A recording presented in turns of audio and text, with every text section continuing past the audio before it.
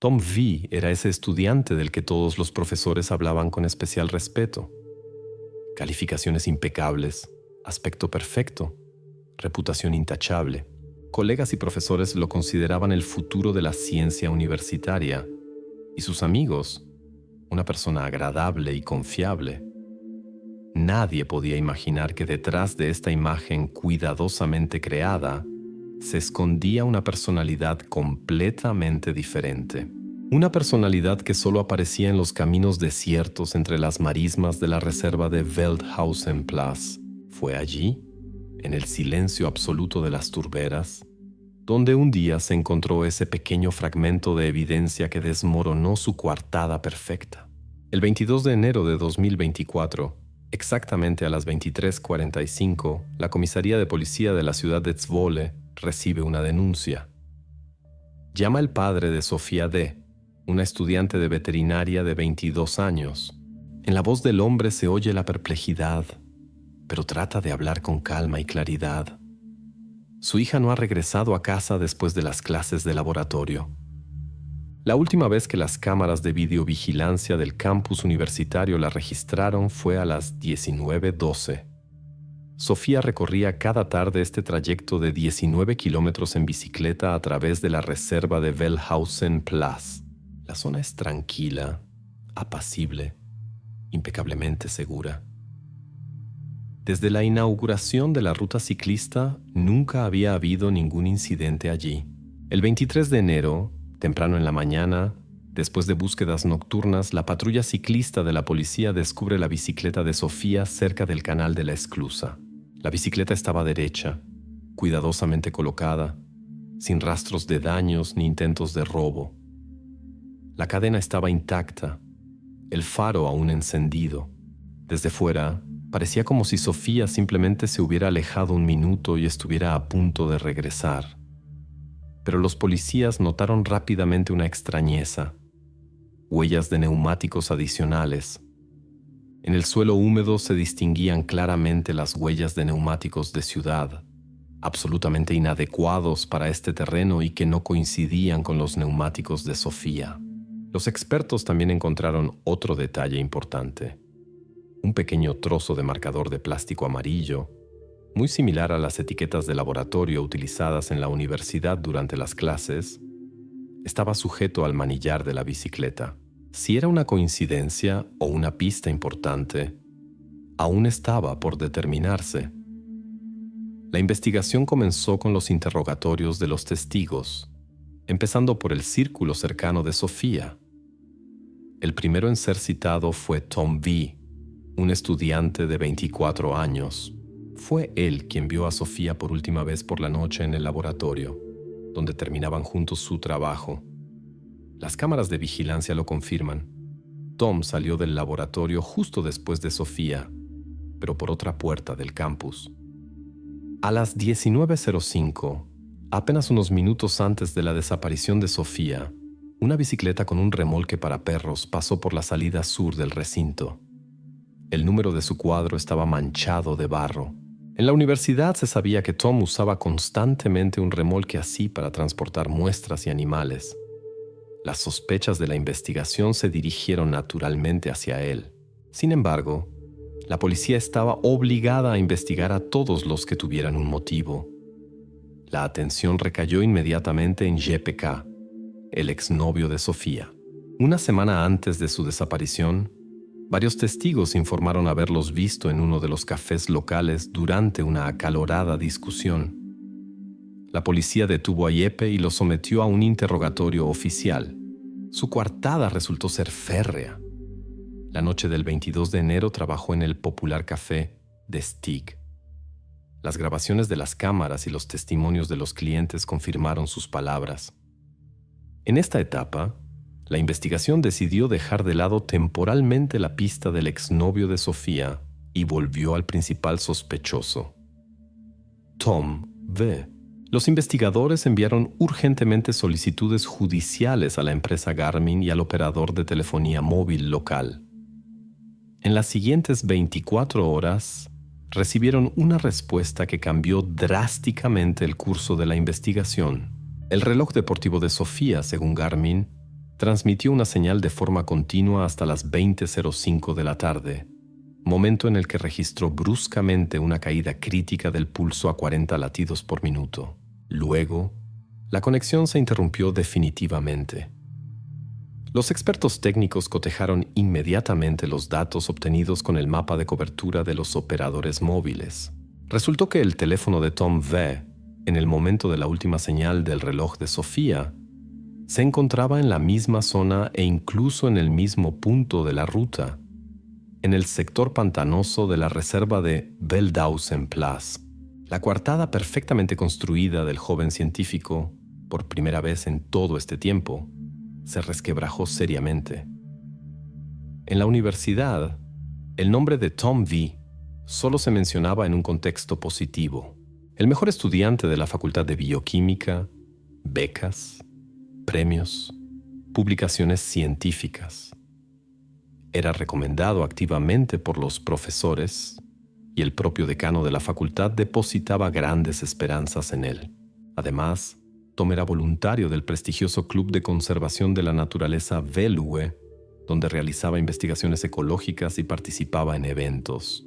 Para todos los que lo conocían, era absolutamente incomprensible cómo una persona así podía estar implicada en un caso penal grave. La investigación se adentró en el pasado de Tom con cautela, pero a fondo. La primera prueba seria fue su coartada para la noche del 22 de enero.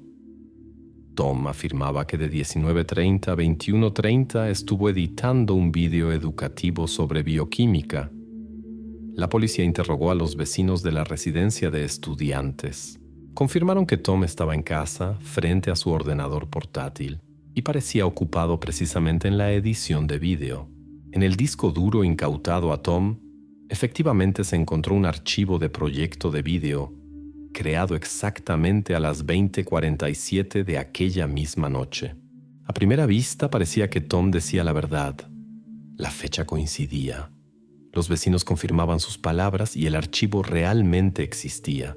Pero los investigadores decidieron verificar este hecho más a fondo para excluir cualquier posibilidad de error o falsificación. El investigador convocó a un experto técnico, especializado en datos digitales, para aclarar un punto importante sobre la coartada de Tom. El experto explicó que la fecha de creación del archivo en sí misma no es una prueba sólida de que Tom trabajara en el vídeo en el momento indicado. Según el experto, si el archivo se había transferido desde un disco externo, su fecha de creación original podría haberse conservado fácilmente sin cambios. Por lo tanto, este vídeo podría haberse grabado mucho antes y copiado posteriormente al ordenador en el momento oportuno para crear la impresión de una coartada fiable. Los metadatos ofrecían esta posibilidad, y los investigadores ahora tenían que verificar este hecho con mucho más detalle. Pero al examinar el disco, los investigadores se toparon inesperadamente con otro material que suscitó aún más preguntas. Entre las carpetas con material educativo se encontraron grabaciones de las cámaras de videovigilancia del café The Stick. No eran videos aleatorios, sino grabaciones cuidadosamente seleccionadas de los turnos de noche de JPK, el exnovio de Sofía. Las grabaciones estaban fechadas semanas y días inmediatamente anteriores a su desaparición. Esto despertó inmediatamente las sospechas de la policía. ¿Por qué Tom recopilaba grabaciones precisamente de Jeppe? ¿Acaso quería crear una pista falsa? Los investigadores se vieron obligados de nuevo a centrar su atención en el exnovio de Sofía, verificando todos los turnos de Jeppe y su comportamiento aquellas noches. Sin embargo, incluso después de reexaminar las grabaciones y verificar adicionalmente al propio Jeppe, no se encontró nada sospechoso. Jeppe trabajaba, interactuaba con los clientes y las cámaras confirmaron su absoluta inocencia.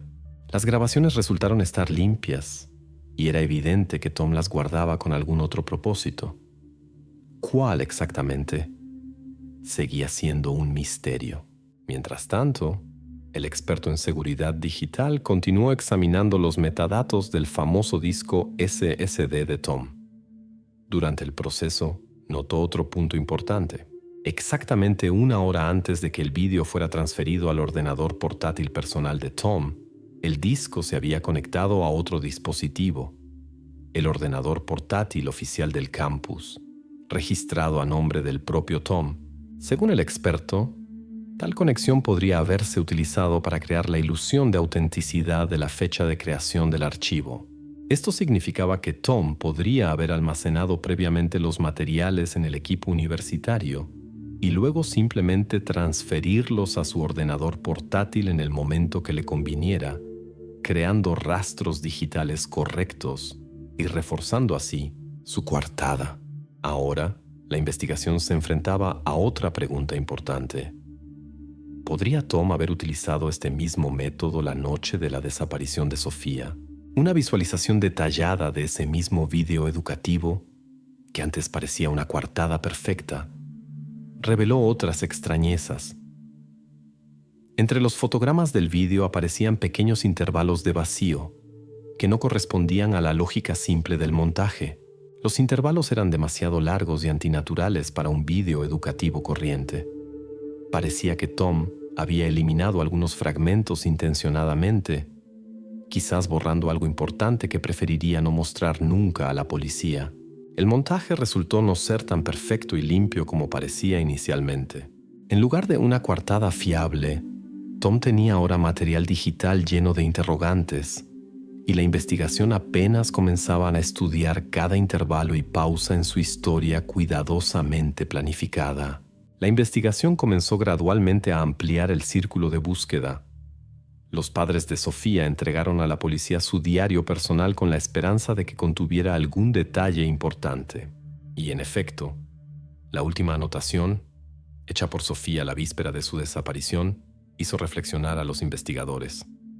Una frase corta y enigmática. No confíes en los verdes. Sin explicaciones, sin aclaraciones. Solo esta significativa advertencia. Los investigadores profundizaron en la vida cotidiana de Sofía, revisando todos sus chats, mensajes y redes sociales. Pronto se toparon con un chat de estudiantes de la universidad en el que Sofía se comunicaba regularmente con sus compañeros de clase. Entre las típicas discusiones estudiantiles, destacaba un mensaje inusual. En él, Sofía se quejaba abiertamente a sus amigos de los consejos insistentes de uno de los voluntarios ecologistas que la ayudaba con su tesis, relacionada con actividades de conservación de la naturaleza. Escribió que los consejos de esta persona eran demasiado insistentes e incómodos. Sofía no mencionó ningún nombre, pero ahora la investigación tenía una pista. Probablemente, la enigmática palabra verdes se refería a alguien del Club de Conservación Belue o al movimiento ecologista estrechamente relacionado con la universidad. El investigador decidió seguir esta línea y mantuvo breves conversaciones con los compañeros de clase de Sofía. Preguntó directamente quién más de los verdes, además de Tom V., tenía contacto regular con Sofía. Los estudiantes nombraron casi unánimemente a Anneke R., una joven asistente del Departamento de Biología que participaba activamente en el movimiento ecologista. Anneke era conocida por su carácter fuerte y su firmeza de principios, que a veces rozaba la brusquedad, y a menudo instruía a los estudiantes sobre la actitud correcta hacia la naturaleza. Los compañeros de clase recordaron que Sofía y Anneke de Istvitl no se cruzaban y discutían repetidamente sobre algunos detalles de la tesis. Y Sofía estaba claramente irritada por el estilo de comunicación de Anneke. El investigador decidió examinar más de cerca a Anneke R. En primer lugar, le interesó cómo podía desplazarse por la noche después del trabajo. La investigación demostró que Anneke viajaba diariamente a casa en bicicleta por la misma ruta que Sofía, y además tenía su propio remolque para bicicletas, similar al que también utilizaba Tom. Esta circunstancia interesó seriamente a la policía. Teniendo en cuenta el lugar de la desaparición y las pruebas encontradas, Anneke R. bien podría haber entrado en el campo de visión de la investigación como posible sospechosa o testigo de los acontecimientos de la noche del 22 de enero. Los investigadores organizaron inmediatamente una inspección del remolque de Anneke y la interrogaron. Ella respondió con claridad y seguridad. La noche del 22 de enero efectivamente había salido hacia casa. Sin embargo, según sus palabras, no había notado ningún suceso sospechoso en el camino. La policía decidió confirmar sus palabras y solicitó las grabaciones de las cámaras de vigilancia del aparcamiento del campus.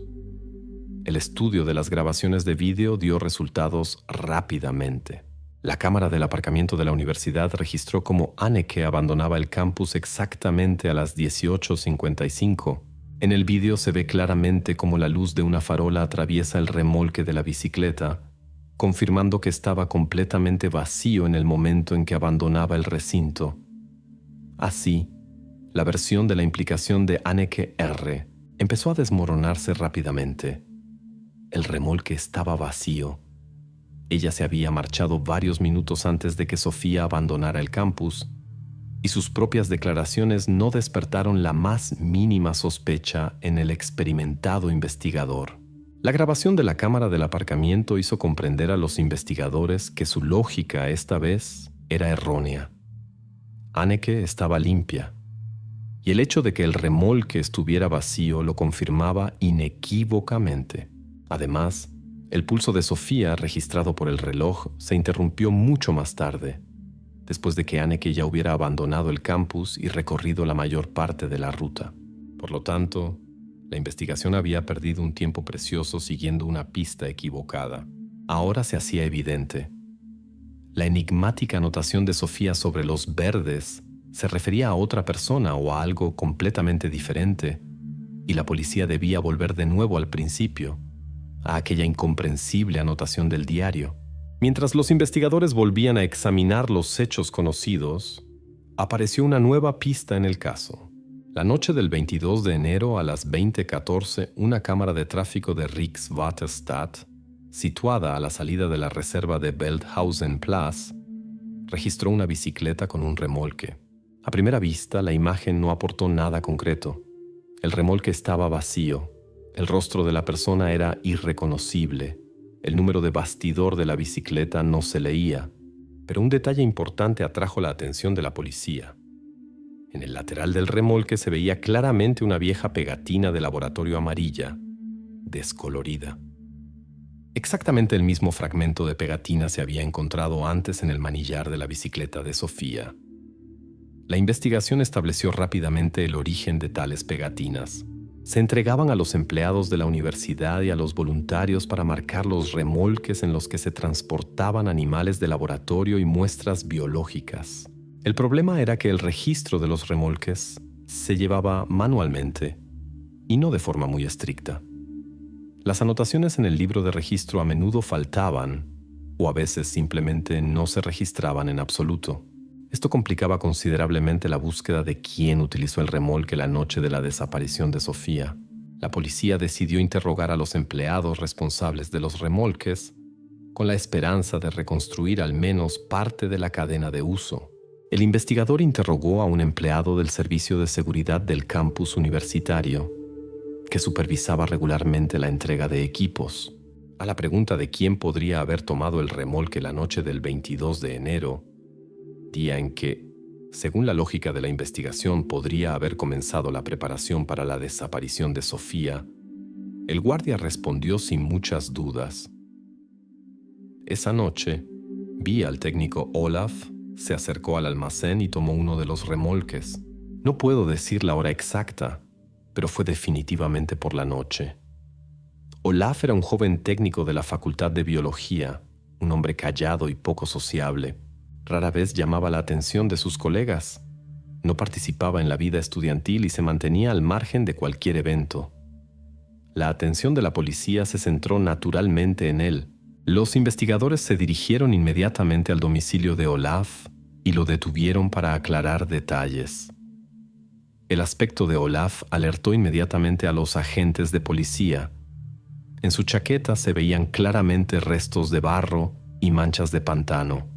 Teniendo en cuenta que Sofía había desaparecido en una zona pantanosa, esto parecía extremadamente sospechoso.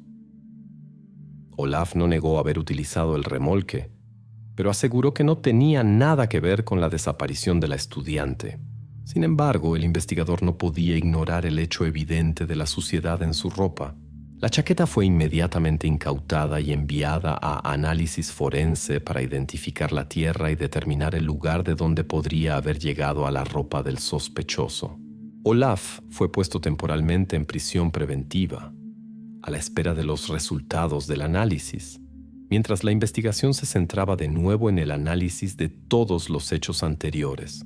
Los expertos trabajaron rápidamente, sabiendo que de los resultados dependía el curso de la investigación. En 24 horas realizaron un análisis detallado de las muestras de barro tomadas de la ropa de Olaf. Los resultados fueron inesperados. El laboratorio dio una respuesta inequívoca.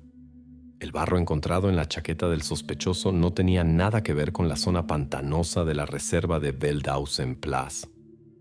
Se trataba de un tipo de suelo completamente diferente, característico de una obra en construcción en el extremo opuesto de la provincia, donde en ese periodo se estaba construyendo un nuevo parque urbano. Así, la versión de la participación de Olaf se desmoronó por completo. Resultó estar limpio, simplemente víctima de una desafortunada coincidencia y una evaluación superficial de la policía. La detención resultó ser errónea, aunque bastante lógica en la primera etapa. Olaf fue puesto en libertad con las disculpas de los investigadores. Sin embargo, el remolque grabado por la cámara la noche de la desaparición de Sofía seguía siendo de nadie. La persona que conducía la bicicleta esa noche aún no había podido ser identificada. A los investigadores les quedó claro que una vez más habían seguido una pista falsa, perdiendo un tiempo precioso en sospechas infundadas. Ahora debían volver al punto de partida, analizar de nuevo los hechos ya existentes y buscar a quien realmente estaba al volante de la bicicleta con el remolque marcado con la pegatina amarilla del laboratorio. Tras otro callejón sin salida, los investigadores volvieron a examinar las acciones pasadas de Tom B. En el cuaderno de laboratorio de la facultad se descubrió una extraña anotación. La mañana del 17 de enero, Tom había recibido del almacén de la universidad 16 sacos de arena de filtración. En la columna propósito se indicaba una formulación imprecisa, para modelo de drenaje. Pero los investigadores ya sabían que nadie en el departamento estaba realizando proyectos de ese tipo en ese momento, y la necesidad de tal cantidad de arena parecía, como mínimo, sospechosa. La policía verificó inmediatamente el registro de devolución de materiales. Según la anotación, los sacos supuestamente fueron devueltos la mañana del 23 de enero, ya después de la desaparición de Sofía, al día siguiente de presentarse la denuncia de su desaparición. Sin embargo, al revisar las cámaras de vigilancia instaladas en el punto de recepción de materiales, los investigadores no encontraron rastro alguno de la devolución de estos sacos. Ni por la mañana, ni durante todo el día 23 de enero, nadie acudió al almacén a devolver la arena. Tampoco estaban los sacos en el almacén. Esto solo significaba una cosa. Alguien había introducido deliberadamente información falsa en el registro oficial, intentando ocultar el uso de la arena. Los investigadores verificaron inmediatamente quién era formalmente responsable de la recepción de los materiales y había firmado la anotación de devolución. Resultó ser el jefe del almacén de materiales de la facultad. Sin embargo, durante una reunión personal, negó categóricamente la devolución de los sacos e incluso dudó de la autenticidad de su firma. Declaró que ese día no había recibido nada parecido y no podría haber puesto la firma indicada en el registro. Esto significaba que alguien había falsificado conscientemente la anotación oficial para ocultar la ubicación real de la arena. Para los investigadores era evidente que la anotación sobre la devolución de la arena era una falsificación, y ahora era necesario averiguar quién exactamente podría haber introducido datos falsos en el registro. El sistema de contabilidad del laboratorio no estaba suficientemente protegido y permitía a muchos estudiantes y becarios utilizar los inicios de sesión de los empleados. Por lo tanto, la defensa de Tom insistía en que la anotación podría haberla hecho cualquier otro estudiante, intentando así incriminar a Tom o simplemente confundir la investigación. A primera vista, el argumento sonaba convincente. Pero la policía no iba a aceptar esta versión sin verificarla. Los investigadores recurrieron a un especialista en TI para analizar las huellas digitales dejadas en el sistema de contabilidad. Toda la actividad de los usuarios se registraba, y cada anotación se registraba junto con la dirección IP del dispositivo desde el que se realizaba el inicio de sesión.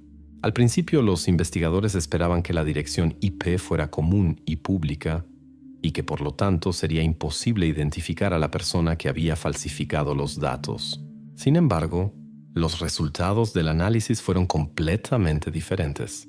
El experto determinó rápidamente que la anotación se había realizado temprano en la mañana, a las 06:12, y que la dirección IP pertenecía inequívocamente al router Wi-Fi de la residencia de estudiantes donde vivía Tom. Además, era el ordenador portátil personal de Tom, desde el cual ya se había conectado en repetidas ocasiones a los servicios universitarios. Ahora, la versión de la defensa sobre un estudiante cualquiera parecía mucho más débil. La anotación la había hecho claramente el propio Tom, al menos desde su dispositivo. Sin embargo, los abogados de Tom volvieron a señalar la posibilidad de que otras personas tuvieran acceso a su ordenador en la residencia, insistiendo en que tal rastro digital aún no probaba su culpabilidad personal. Efectivamente, formalmente esto era irrefutable, y la policía aún no podía excluir por completo la posibilidad de una intervención externa. No obstante, las dudas en torno a la personalidad de Tom seguían acumulándose. Ahora la investigación tenía en sus manos un elemento importante, pero aún no completamente resuelto, del caso: 16 sacos de arena desaparecidos. Tal material claramente no podía desaparecer así como así. Los sacos eran voluminosos, pesados, y su transporte sin ser visto por los demás parecía poco probable. ¿A dónde exactamente podría haberse dirigido el sospechoso con tal cantidad de arena? Seguía sin estar claro. Solo una cosa estaba clara: la arena no se había tomado por casualidad, y lo más probable es que su uso estuviera directamente relacionado con la desaparición de Sofía. La arena se convirtió en el principal problema no solo para la investigación, sino también para la coartada del propio Tom. Si antes parecía prácticamente libre de sospechas gracias a su excelente reputación y a una coartada digital bien pensada, ahora su posición se había vuelto considerablemente más complicada. La anotación en el registro, hecha desde su dispositivo, la clara falsificación de la firma del encargado, la ausencia de devolución real del material, todo esto convertía a Tom de simple sospechoso en el principal implicado, con quien ahora la investigación pretendía rasvirazza con el máximo detalle. El lugar donde se utilizó esta arena aún no se había encontrado, pero los investigadores ya no dudaban de que existía. La investigación comenzó a estudiar más a fondo el círculo social de Sofía, intentando comprender si su vida personal podría haber sido la causa de la tragedia. Durante otro interrogatorio a compañeros de clase, Heike, una conocida cercana de Sofía, recordó una conversación que tuvo lugar un par de semanas antes de la desaparición. En ella, Sofía dijo que quería trasladarse a la Universidad de Leiden. La razón era el deseo de alejarse de una relación tóxica. ¿Qué quería decir exactamente Sofía con la palabra relación? Heike no lo sabía, pero este hecho podría indicar un conflicto serio en el entorno de Sofía. Los investigadores comenzaron a examinar detenidamente los materiales del trabajo de fin de grado de Sofía, que se guardaban en el sistema en línea de la universidad. En los borradores del trabajo aparecían con frecuencia comentarios con la anotación S, evidentemente, las iniciales de la propia Sofía, y junto a ellos aparecían regularmente enigmáticos comentarios marcados con la letra T. Estas anotaciones parecían recomendaciones, a veces bastante duras y exigentes, que claramente ejercían presión sobre Sofía. Surgió una versión lógica en la investigación. El trabajo de fin de grado podría haber sido la fuente de ese conflicto tóxico del que Sofía había hablado a Heike. La policía se dirigió directamente al tutor académico de Sofía para aclarar si alguien más, además de la propia Sofía, podría haber participado en su proyecto de fin de grado. El tutor explicó que formalmente el trabajo era un proyecto individual de la estudiante y no había un segundo autor o consultor oficial. En cuanto a las enigmáticas anotaciones T, el tutor supuso que Sofía podría haber hecho esos comentarios ella misma, marcando tareas u objetivos que aún debían cumplirse. Sin embargo, como señaló el tutor, a él mismo le habían surgido dudas, ya que el estilo de esos comentarios le parecía demasiado agresivo y exigente hacia la propia Sofía. El tutor sugirió que T podría referirse a Theo M., un estudiante de último curso y tutor de los cursos inferiores, que ya había mostrado interés en el proyecto de Sofía y había ayudado a otros estudiantes con trabajos similares. Theo fue citado a la policía para aclarar las circunstancias. No se resistió y mostró tranquilamente a los investigadores la interfaz del sistema en línea de la universidad, Moodle, donde los estudiantes publicaban los borradores de sus trabajos de fin de grado. Theo explicó y demostró claramente que la letra T no eran en absoluto las iniciales de una persona concreta. Se trataba de una marca automática To Do, integrada en el editor de Moodle que utilizaban estudiantes y profesores para designar tareas y cuestiones que requerían una resolución posterior.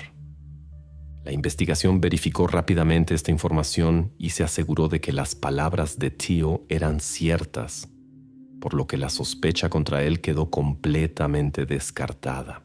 Aclarar la naturaleza de los enigmáticos comentarios T eliminó las sospechas sobre Theo, pero esto no aclaró en absoluto la situación con la toxicidad de la que hablaba Sofía. Ahora los investigadores debían entender si detrás de los comentarios solo había un sistema automático. ¿Quién ejercía realmente presión sobre Sofía? Teniendo en cuenta que la joven estaba dispuesta a cambiar radicalmente de universidad para alejarse de una interacción tóxica, quedaba claro que la presión se ejercía regularmente y de forma bastante notable. Esta persona, quienquiera que fuese, se encontraba en el círculo cercano de la estudiante y podría ser la clave para desvelar los motivos de su desaparición. A pesar de las pistas falsas y los detalles técnicos, el tema de la toxicidad en el entorno de Sofía se volvía cada vez más importante para la investigación. La sola idea de trasladarse a otra universidad indicaba que Sofía sentía una seria presión psicológica, que no podía atribuirse simplemente a momentos laborales o académicos. El motivo comenzaba a perfilarse con mayor claridad, aunque todavía no se había presentado ninguna acusación contra nadie.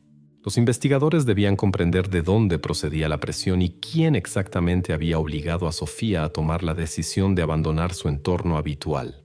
El 12 de marzo, casi 2 meses después de la desaparición de Sofía, el caso avanzó de repente. Un dron del Departamento de Ecología que realizaba un seguimiento rutinario del territorio de la reserva de Wellhausen Platz detectó una extraña anomalía en una zona cerrada, una zanja recién cavada que definitivamente no debería estar allí. La zona estaba cerrada al público y no se realizaban trabajos oficiales en ese sector. La policía envió inmediatamente inspectores al lugar para su verificación e inspección.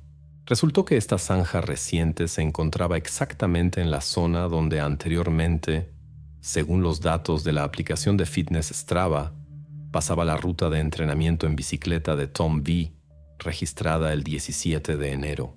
Ese día, Tom había marcado su recorrido en la aplicación como un simple entrenamiento deportivo, y la investigación hasta ahora no había considerado seriamente esta ruta. Ahora, sin embargo, la coincidencia de coordenadas parecía demasiado sospechosa para ser una simple casualidad.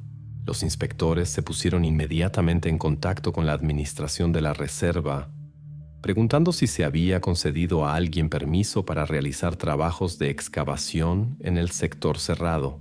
La administración respondió inequívocamente que ninguna persona u organización había recibido tales permisos en los últimos meses. La entrada y cualquier trabajo allí estaban estrictamente prohibidos y el territorio se inspeccionaba regularmente.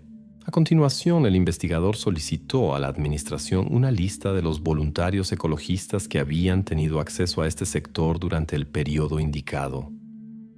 La lista resultó ser extremadamente corta. Tom B., y otros 2 estudiantes voluntarios que participaban regularmente en acciones ecológicas. El círculo de sospechosos se redujo drásticamente. Los investigadores comenzaron a examinar la zanja encontrada.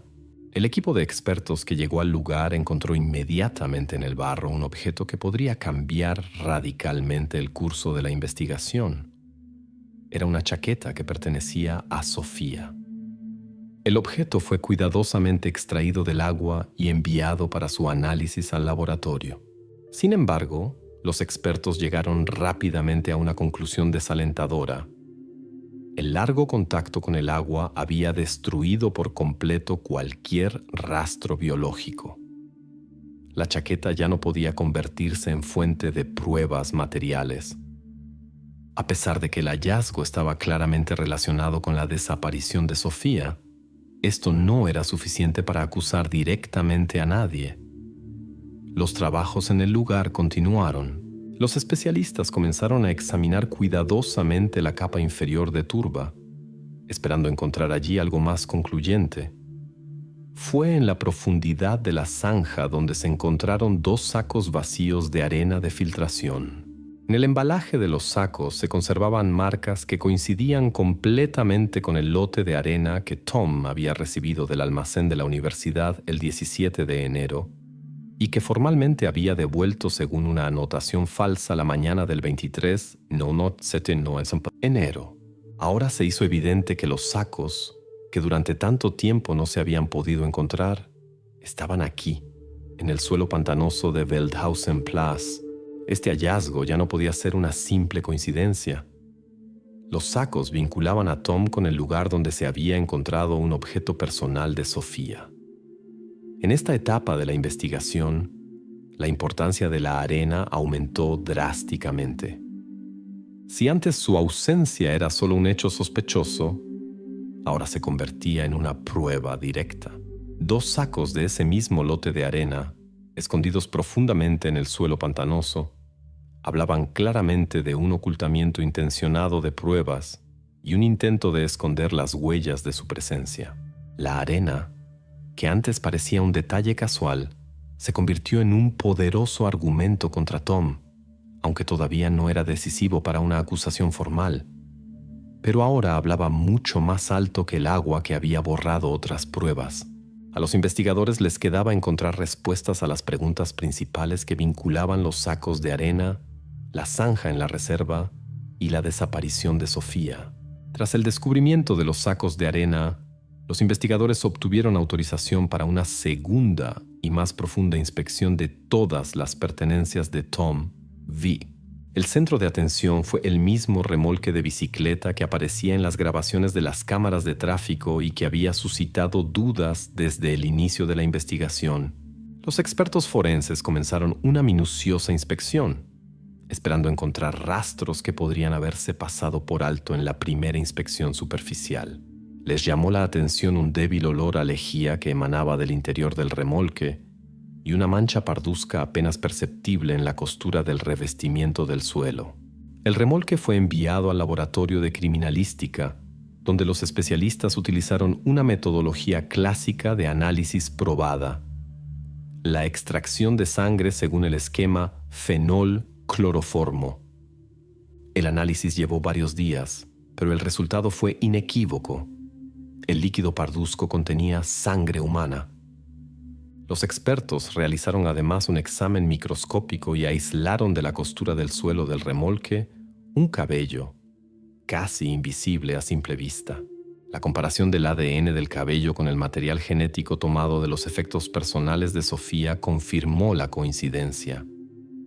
Ahora la policía tenía la primera prueba irrefutable de que en el remolque de Tom se encontraba precisamente Sofía. Tom fue llamado inmediatamente para otro interrogatorio, donde se le presentaron los resultados del análisis. La pregunta del investigador sobre por qué Tom había limpiado el remolque con lejía sonó tranquila, sin presión emocional. Tom, manteniendo una impasibilidad externa, dio una respuesta simple y clara. Después de cada transporte de animales de laboratorio, el remolque debía desinfectarse a fondo. Según él, Esta era una práctica estándar para todos los que trabajaban con animales en el laboratorio, para evitar la propagación de infecciones y enfermedades. La respuesta sonaba convincente y lógica, pero ya no podía disipar por completo las sospechas sobre Tom, dada la gravedad de las pruebas encontradas. La defensa de Tom reaccionó inmediatamente al nuevo giro en el caso. Los abogados afirmaron con confianza que los rastros de sangre y cabello encontrados podrían haber quedado en el remolque después de transportes anteriores. Por ejemplo, recientemente Tom supuestamente había ayudado a transportar a un perro herido después de una de las redadas ecológicas del Club Velue, y la sangre podría haber quedado de ese animal. El cabello podría simplemente haber caído accidentalmente en el remolque, dadas las frecuentes interacciones de los estudiantes en el laboratorio y la accesibilidad general del equipo. Esta versión de la defensa parecía plausible a primera vista y requería una verificación adicional por parte de la investigación.